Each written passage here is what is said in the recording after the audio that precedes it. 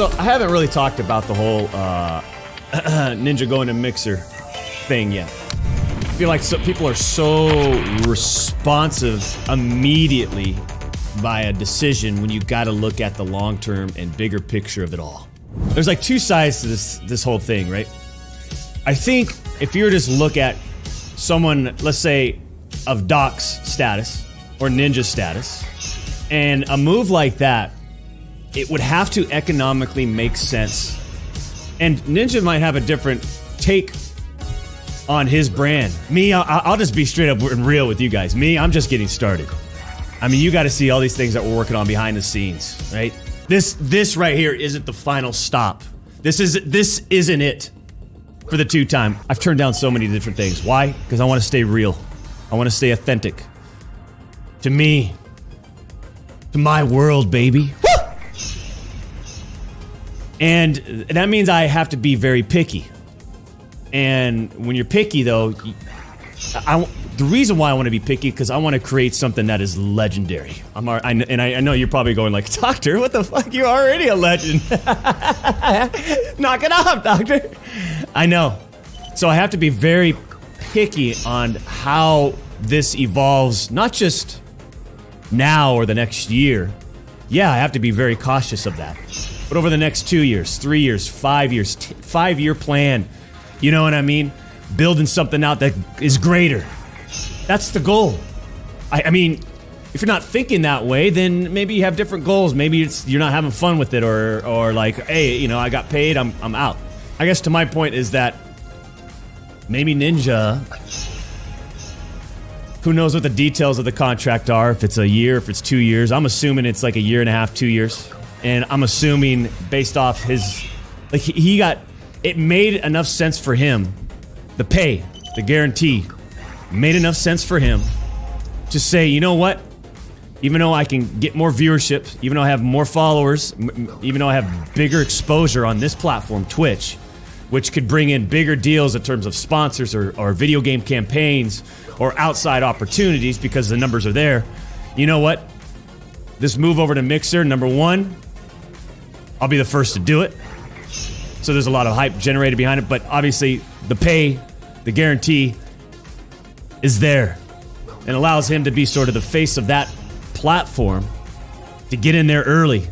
From an economic standpoint, I think the pay was big enough for him to go, you know what, I will sacrifice all that stuff because that pay is good. And boom, there he is on the platform. Lots of hype, etc., etc. I think the one thing that we're going to have to look at and evaluate as a big influencer, Champions Club as us, is to see what it looks like for him 2 months from now. And I say 2 months specifically because obviously he's got all these free, you know, there's this whole like free subscription thing that he's going through. Like none of these people, all these people that are like, he's got 500,000 subs or whatever. Like when you go and you sign up, you don't even have to put your credit card information in. That's given to you for free for 2 months, right? So once those 2 months are over, that will be a good time to evaluate from an economic standpoint that move and how it has impacted his numbers, his following, etc., etc., etc., right? Now, on the flip side of that, okay, if you were to just look up straight up him moving to that platform, again, I talk about our, you know, the Champions Club and the Doctor's world.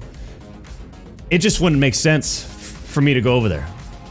Even if I was the first one to do it. And again, I can't go into details, but let's just say if there was an earlier opportunity, like months and months back, to move over to that platform, it wouldn't have made sense economically. I think you need at least 5 of the top 10. I'm just throwing a random number out. 5 of the top 10 on Twitch, a power move, if you will, to really bring in the numbers and the hype to that platform. And I just have a feeling, and I'm just kind of going off gut right now, that unless they don't pick up, or unless they pick up somebody, a few other big names, I got a feeling, I think his numbers are going to go down. I hate to say it. I don't want to be the guy to say it. And it has nothing to do with him. I think it's just the exposure on the platform where it's at right now. But, okay, so with that said, that can ultimately impact a lot of things, especially if you're a bigger guy. And that's the one thing I did not or do not want to. I have to look at carefully, right? Like if I'm working on a movie with Tom Cruise, right, or something, or if I get an opportunity to do so, I think that opportunity isn't quite as strong if I'm on a platform where my numbers are drastically lower than what they could be on Twitch or whatever. You see what I'm saying? And for me, it's just too early to make such a power move. But on the flip side, you see everything that's going on with Twitch. You see everything that's going on with Twitch and sort of the feedback they've been getting as of late due to certain events that happen, and people are being really upset with favoritism and all this. They're like, Twitch essentially is a little bit under scrutiny right now, which is making a move to Mixer, especially if you're like either a large or medium-sized influencer on Twitch. A move to Mixer is looking a little bit better. And now that Ninja went over there, that move is looking even more better, right? So, it's a weird time. That's all I wanted to say. I think for Ninja's brand, you got to look at what he's done, okay? He killed Fortnite when Fortnite came out. He was the first to do it on YouTube. He just absolutely destroyed it. He's exposed. He got, like, you got to see how everything lined up for him, right? Everything lined up perfectly for Ninja. And I think one of the biggest things that's overlooked is his sponsorship with Red Bull, because Red Bull goes above and beyond, and they got the money to do so, right? Like, the owner of Red Bull is this single guy who's got billions of dollars, and he just pours everything into the, like, fuck it, yeah, go make this big-ass event. And Ninja was able to attach himself to the brand, and the brand really saw the potential of esports and yada, yada, yada. I can go all the details on all this, but I think all the pieces to the puzzle just lined up perfectly for Ninja, and he took full advantage while working with an agency, a legit agency, and it lined up for him. And I think with where he's at now, you can only get so much hype out of playing Fortnite and playing that game, right? You can only so much hype. But I think Ninja kind of knows, and I'm not speaking for him, but this is my outside perspective, so take that in consideration.